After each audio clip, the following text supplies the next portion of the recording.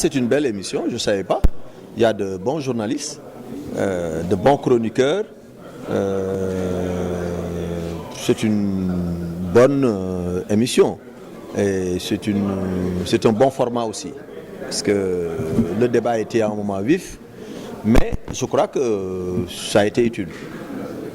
Donc là, je suis agréablement surpris parce que je me déplace rarement pour enregistrer des émissions.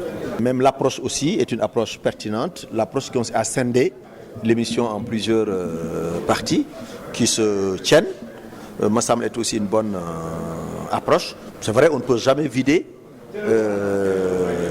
toutes les questions à l'occasion d'une émission.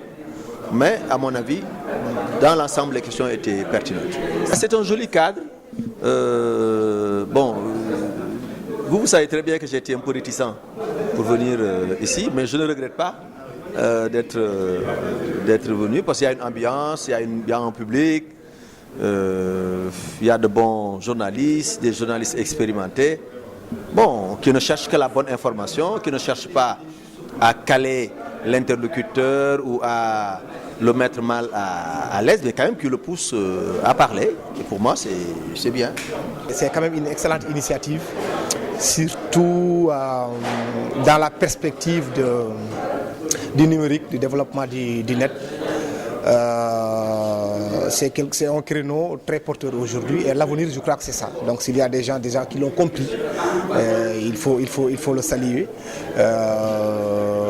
En espérant que le taux de pénétration aussi, c'est très important parce que ça passe sur le net, va être beaucoup plus important qu'aujourd'hui parce qu'il n'est qu'à 10-15% au Sénégal. On parle aujourd'hui de la 4G, donc au moins ce n'est plus accompli quand même que l'avenir c'est le TVNet, TV Web, le Web TV, comment il l'appelle. C'est très intéressant de pouvoir anticiper un tout petit peu pour ce qui sera le monde des médias de demain. Je ne sais pas si vous envisagez aussi d'autres rubriques parce que, comme vous le savez très bien, peut-être les gens qui sont intéressés par la chose politique au Sénégal ne sont pas assez nombreux. C'est la classe politique, c'est nous, journalistes et autres. Ce sont les décideurs. Mais la plupart de la population peut-être serait intéressée par les faits de société, par les faits sociaux, par ce qui se passe dans les hôpitaux, dans l'éducation et ainsi de suite. C'est sur ce volet-là aussi qu'il va falloir aller dans ce sens-là pour pouvoir faire des reportages, des documentaires, pouvoir le présenter à l'opinion. Mais de prime abord, je pense que c'est un excellent début qu'il faut concrétiser. Et surtout encore, ne pas oublier que cette émission-là, elle est faite en français. Donc, alors que la langue la mieux parlée dans notre pays, c'est le Wolof. Elle serait encore beaucoup plus importante si, à un certain moment donné, les gens pensaient à utiliser cette langue-là, à défaut d'utiliser les autres langues nationales, mais quand même, le Wolof, quoi qu'on puisse dire, il est parlé par environ 80% de la population sénégalaise et c'est beaucoup plus accessible pour tout le monde. Je pense que, comme toute émission, elle a commencé par une phase de balbutiement, d'apprentissage, d'essai. Aujourd'hui, elle est en train de prendre une certaine vitesse de croisière. Nous sommes en train de maîtriser le format et je pense que le format séquentiel qui consiste à thématiser les différentes parties, à les présenter séparément, c'est finalement le format qu'on va retenir parce qu'il est plus digeste, il est plus facile pour un internaute de consommer cette émission de manière séquentielle, thème après thème, plutôt que de lui balancer comme ça une émission d'1 heure qui n'est vraiment pas le format d'un site, c'est plutôt le format d'une chaîne de télévision. Je pense qu'à ce niveau-là, nous sommes en train d'évoluer vers quelque chose qui s'ajuste beaucoup plus aux besoins de l'internaute, alors que dans les numéros précédents, nous étions plutôt dans une logique de télévision, de plateau de télévision classique. De ce point de vue-là, je sais effectivement que les choses se passent de plus en plus mieux, si je puis dire. Je l'ai trouvé très convivial et bien découpé. Quand vous voyez les centres, par découpage, j'entends les centres d'intérêt. Les questions, chacun avait en quelque sorte un domaine de compétence ou bien disons un domaine d'intervention. Et puis le ministre, ses réponses ont été très pertinentes. Je crois que surtout franches surtout en ce qui concerne le PDS, j'ai trouvé que les réponses étaient sincères, politiques et quand même intéressantes, quoi qu'on dise. Il faudrait, mais ça c'est un peu difficile, que des éléments extérieurs, disons que des téléspectateurs puissent être préparés à poser des questions que l'animateur de l'émission prendrait en compte. C'est-à-dire, on dit aux internautes, aux télé-internautes, par exemple, que la prochaine émission de Sans Détour aura comme invité telle personnalité. Si vous voulez, envoyer vos questions à l'émission. Et puis bon, les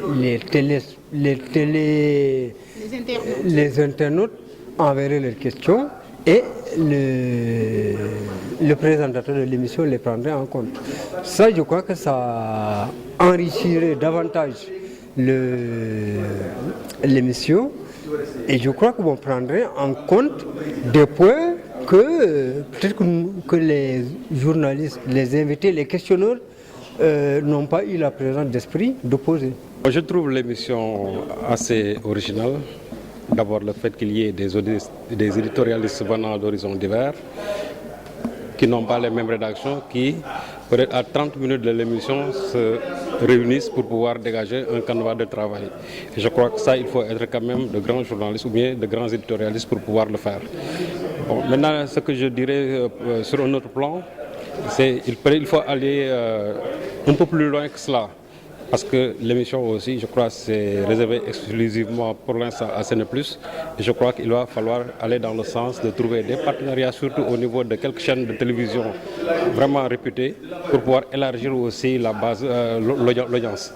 Parce que il n'est pas permis à tout Sénégalais de disposer d'un ordinateur pour pouvoir cliquer et regarder cette émission. Mais quand il s'agit quand même de chaînes de télévision, je crois que dans les coins les plus reculés de ce pays-là, bon, on dispose de chaînes de télévision. Et je crois que ce que nous disons ici, c'est dans l'intérêt national. Et puisque ça va dans l'intérêt national, il serait bon aussi d'en faire profiter à ceux qui habitent, en tout cas sur l'ensemble du territoire national. 1 heure de temps ne suffit pas du tout pour pouvoir évacuer l'ensemble des questions que nous avions à poser pour M. Modiane Fada. Surtout moi, dans le volet qui m'était réservé, je crois que même 2 heures de temps ne m'aurait pas suffi pour parler de tout ce que j'avais à dire à l'intention de M. Modiane Fada. Donc je trouve que le timing quand même est un peu très réduit et je crois qu'il va falloir corriger à l'avenir. Parce que moi, ce que j'ai voulu dire, surtout au niveau de l'Assemblée nationale, bon, j'étais un peu coincé par le temps, je n'ai pas eu le temps de le dire. Bon, il est vrai que nous sommes 3 éditorialistes et que peut-être en 1 heure de temps, on ne peut pas tout éplucher, mais il y a des questions essentielles, vraiment sur lesquelles moi je voulais réagir. Bien sûr que je voudrais poser à M. Modiane Fada. Malheureusement, le temps ne me l'a pas du tout permis. Et je crois qu'il va falloir essayer de repenser tout cela, essayer de voir si réellement on ne peut pas diminuer le nombre des éditorialistes ou bien essayer de voir aussi le temps. Il est vrai que mettre 1 heure de temps sur un site, c'est un peu ennuyant, mais il va falloir réfléchir quand même sur le timing, parce que moi j'ai eu un peu de problème pour pouvoir évacuer l'ensemble des questions que j'avais à poser à M. Modiane Fada.